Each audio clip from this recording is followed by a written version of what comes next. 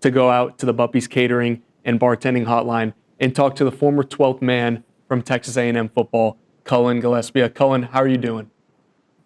I am doing good, fellas. I am happy to be here, ready to talk some Aggie football. I'm starting to get the itch, get excited for the season. Yeah, we are too. It's great to have you on, as always, on TexAgs. I want to start off by saying it's great to have you, and can you tell the people kind of what you've been up to as of lately with your work? Yeah, so I finished up my NFL career in 22 with the Seahawks. Got about halfway through the season, hurt my knee. I've since had about 5 surgeries since then. Had 2 years of what my mother liked to call fun employment. And about 6 months or about 8 months ago, I got into the oil and gas industry, started working for a Rhino valve company. So I sell oil and gas materials, pipes, valves, fittings, nuts, bolts, gaskets, whatever you need. That's kind of what I do now. I'm a salesman, and I'm learning a new industry, and I'm repping the merch. It's been good. It's been fun. Is that a Max Crosby jersey in the back there? Is that a jersey swap? That is a Max Crosby jersey. So Max and I trained together all of combine training. So we were out at Exos in Scottsdale, Arizona, and him and I became really good friends. And, we played each other week 3 or week 4 of our rookie year. And he was actually the first guy that I did a jersey swap with. So that's a rookie worn game jersey from Max Crosby. Kind of sucks because on the front is where he signed it, but I'm like, I kind of want you to be able to see the Crosby on the back. So one day I'll unframe it and look at the signature. But it's on there. I think the name's cooler to show. So that's your best jersey swap that you've had. You don't have any other ones that you're. I got all the Aggies you played. I've got multiple Armani Watts jerseys. I've got a Josh Reynolds jersey. A Jay Sternberger, a Kingsley Kiki, and a Taro Alaka. So I've pretty much all the Ags that I played throughout the NFL. We'd always do those swaps. But yeah, Max Crosby is definitely one of the cool ones, especially with his career path and how he's, a top 3-4 pass rusher in the NFL right now, and is quite literally the face of the NFL. Every time I watch a UFC fight, he's sitting there next to Dana White. I'm like, oh. This dude's on a different level of fame. I'm selling pipe, and this dude's on the front row on HBO specials. So it's pretty cool to have it up there. Yeah, that is a great jersey to have. I wanted to ask you, when you're playing in the NFL, when you've got a full-time job, I know you love your A&M sports. How difficult is it to maybe keep up at the same level that you did when you were on the team or when you were a student, and stay locked in on A&M sports when you've got other responsibilities going on? So when you're playing football, like in the NFL, you're not quite as in tune, because on Saturdays when the teams are playing, you're in and out of meetings all day.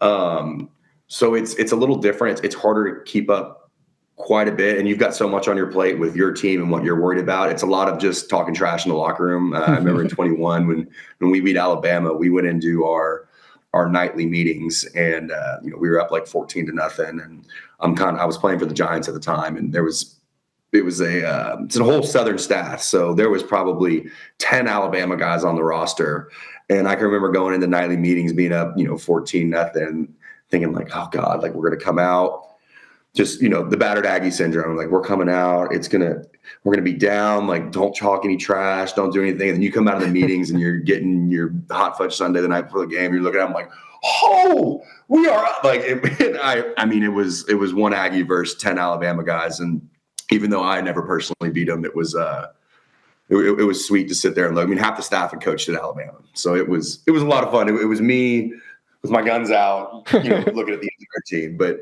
Post-grad and post-NFL, now that I have a job, I am way more invested. I always tell people, like, you can imagine how passionate I was on the field as a player. A loss as a fan who lives and breathes it now, it's almost worse being a fan when we lose. And it's better when we win. To that back, wins are better as a player. Worse is our loss as a fan. Like I'm so bought in. It's it hurts. It'll ruin an entire week, which I think most of Aggies deal with. I think everyone listening to the show would agree with exactly what you just said. I also know that you're locked in because about a month ago, you tweeted, feeling, a lot of E's right there, like the Aggies win 10 games this year. All right. Something must have come up or some thought process led you to making that claim or making that opinion or thought. What is it about this A&M team that you feel like they can maybe win 10 games? I think this is the first year where we haven't come in with like hype that we should be the number one team in the country, and that it's playoffs or bust. That's kind of been the mindset the last few years with the recruiting classes that they've come through. I think that's pretty hard to do with a changing quarterback and how much that room is rotated. I think that we return 15 starters, the entire offensive line. I've been a Marcel Reed believer since day one. I think another year in Colin Klein's offense and them starting to gel together of figuring out what Marcel does best and how to call plays best for him. I think Colin Klein got better at that as the season went on. Our defense, I think year two under Elko, I think the secondary is going to improve. I think our D-line, we're returning Cassius Howell, who was arguably the most productive player on the D-line. I mean, he had 100 less snaps than Nick Scorton and was, second in sacks on the team. Like his production is off the charts. I think Torian York, I think he's immeasurable for what he does for this team, and just in terms of what on the field, but also off the field and his leadership. It's very admirable to watch how he plays. I just think you got a lot of people returning. You got a lot of recruiting. I think it was mostly the recruiting momentum, to be honest with you. Like, we can break down stats and really get into the weeds on it, but I've just been watching Elko put on a clinic of what he's done this summer, and I'm drinking the Kool-Aid. It was last season hurt when it ended, and then we in the group chat we decided we weren't going to talk about Aggie football for about 3 to 4 months. We're going to let it die, focus on basketball, focus on baseball. Now we're in the dog days of summer, and the hype train's starting to go up. The boys are starting to drink the Kool-Aid, and I just had to get it out there. I had to get it out there. And you know what? Summer is the best time to be drinking Kool-Aid because it keeps you fresh. And we've got a question from Travis on the YouTube chat. He wants to know how you feel about the toughness and togetherness of this team. Elko has really tried to reinvigorate that culture of A&M, of playing like an A&M team, playing tough and playing together for all 4 quarters. What have you seen from the team last year that gives you some hope that that kind of culture is coming back to A&M football? Well, first of all, I'd like to shout out my boy Travis. I know he's in the chat. He actually put in the group text that he was trying to get the chat active before we got on here. He is getting it active, by the way. I'm also seeing his dad texted me, so I'm assuming his dad on here. Big Ernie's on here as well. But, I think that the biggest thing that we've seen with Elko is you're not hearing, crazy stories coming out of the locker room of people getting in trouble. I think he's really done a good job of developing the culture and improving on the leadership that he had when he came in. I think he came in with some solid guys. Again, I really do respect Torian York as a player and as a leader. And I think Marcel as well, as he grows into, farther into his career. I think that there's not a lot of talk, not a lot of show, and they've kind of, as Elko has grown, they have grown with him, and I really think they're bought into the program. A lot of what I hear when I speak to guys that are around the program is just accountability. The word accountability. I think players are holding each other accountable, and it's fun to watch. I think they grew together last year. I don't think last year turned out the way that they wanted, but it seems to. They seem to be improving as a unit and be a little more hungry. I mean, Marcel's Instagram post with the locations was, those are high aspirations, but if you're thinking to do those things, you have to believe in yourself that you can do those things. So I'm excited to watch him grow. I'll for sure be coming around during training camp and checking it out. I know Elko's not scared, and I know he's hungry, and I know that he's on the boys right now. So. Yeah, got to be hungry, especially if you want to get to that 10-win mark, like we talked about earlier. I don't know if you know this, Cullen, but you were actually on the last Texas A&M team to win a ranked game on the road back in 2014. You were a freshman, walk on there. So one, maybe you can comment, how tough it is to win those ranked games on the road in the SEC. And then also, like if you're going to get to that 10-win mark, you're going to be playing teams like Notre Dame, you're going to be playing LSU, you're going to be playing Texas, like all on the road, right? So you gotta find a way to win those really important games on the road. What does it take to do that? And you think that this staff and these players can do it? Was that game in 2014? Was that the South Carolina game? Well, that was opener? you guys did it twice that year, South Carolina and then Auburn late in the year. Gotcha. So for that South Carolina game, I was going through Rush, sitting in a fraternity house, drinking Miller Lights. Yes. So while I was on the team, I was just cheering on the team. And for that Auburn game, I was deer hunting my deer lease with J.J. Gustafson. And I don't know if that's a reach, but he was an offensive lineman, one of my good buddies. So both those games I watched on the TV as a walk-on. I wasn't on that travel squad as a freshman. But to win those games on the road, I personally love, feeding off that environment when you have the fans and they're screaming back at you. And as I think many people saw, my antics on the field were always a little more outgoing. So I was always trying to engage with other teams' fans and talk to trash. We play in some hostile environments and are got a pretty tough road schedule this year.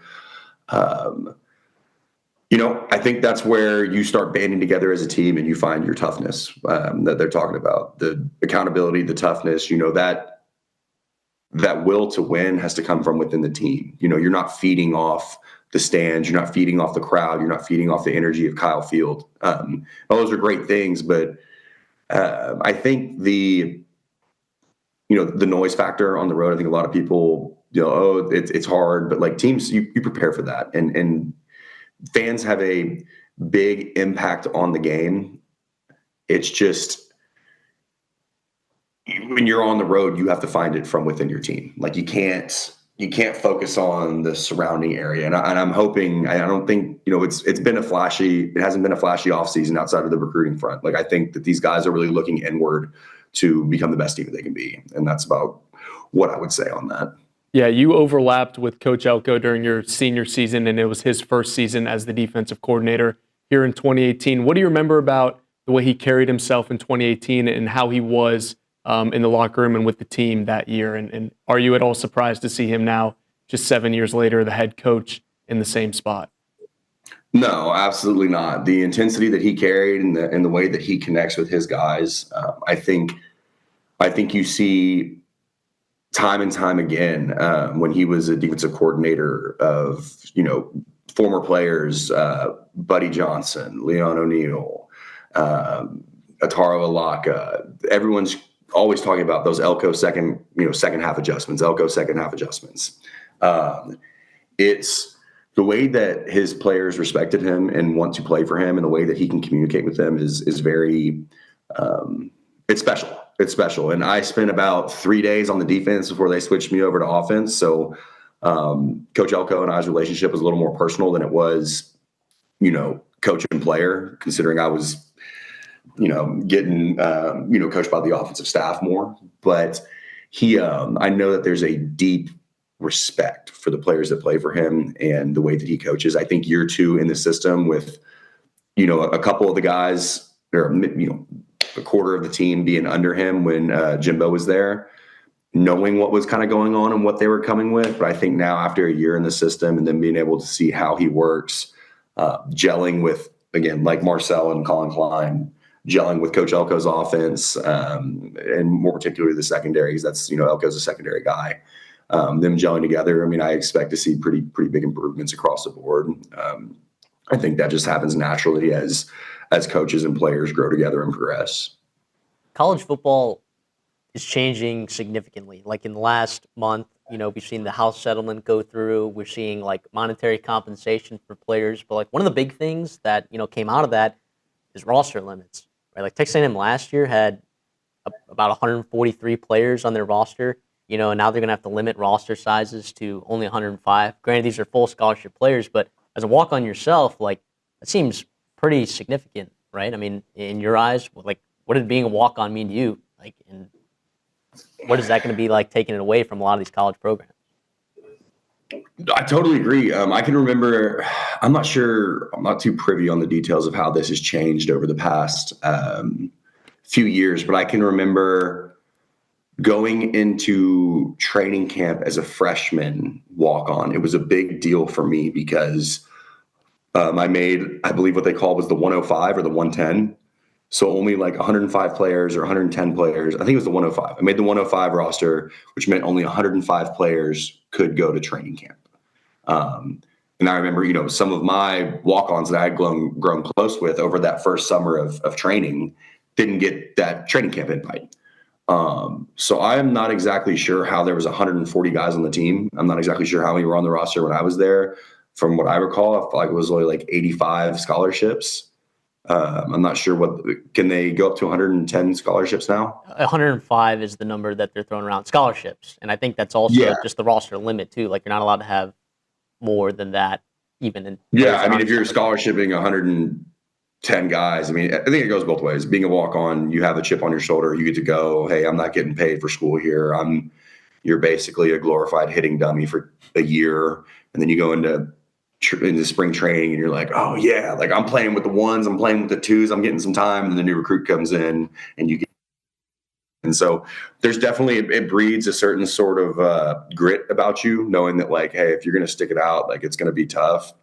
That also said, if it went from 85 scholarships and they're going to bump it up to 110 scholarships, there's quick math, 25 guys on the team who are going to get scholarships that, were probably your walk-ons. Me being a preferred walk-on, I would assume I was, right out of that list of guys across the country who weren't getting the massive Division I offers. So there's a trickle down aspect where more guys will get scholarships out of high school, and it'll open up the playing field a lot more. But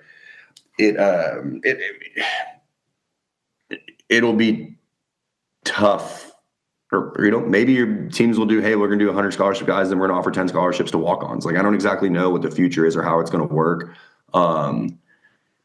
It's a weird thing to talk about. I'm curious how it relates to the 12th man. As I was 2 years a walk-on. My last 3 years I was on scholarship. I would be curious to see how they're going to carry that tradition and how that will change. Maybe we're going to have 109 scholarships and we're going to hold one scholarship for a walk-on that tries out. I don't know how that looks, but I could see that changing that landscape.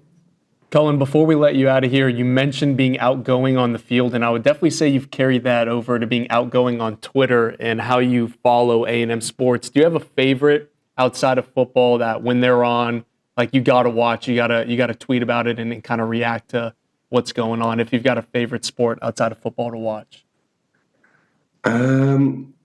Outside of football, I'd say it's a lot of I would say I'm more casual on the college baseball and college basketball in terms of how fanatic some of my friends are. I'm catching the big games. I'm watching them. I loved watching the baseball team this year. I know the season didn't turn out how we wanted to, but I'm really getting locked in, like in the postseason this year, watching the basketball team when they're hitting the playoffs, not the playoffs, March Madness, excuse me. Playoff baseball is great. Seeing them in March Madness is one of the best things in the tournament. And I will catch a baseball game or a basketball game a week, but to say I'm in the weeds as I am with football, with those sports, would be grasping at straws there. But yeah, I just think postseason any other sport is great to watch. It's super exciting. It's fast paced. It's awesome. Absolutely. Heck, I was in Greece last year on my fun employment before I got a job, and I legitimately almost flew from Greece to Omaha, Nebraska to go and watch the baseball game. I ended up the flight change was a little bit pricey to fly there, so I ended up not making the trip, and I'm glad that I didn't, because I didn't want to experience that. But I definitely keep up with all the sports in the postseason, so it's been good. Absolutely, and that's good to hear. And want to thank you again for making time for us. That's Cullen Gillaspia, the former 12th man. Always great to have you on TexAgs. Thanks so much for joining us. Yeah, guys, thanks for having me. This was awesome.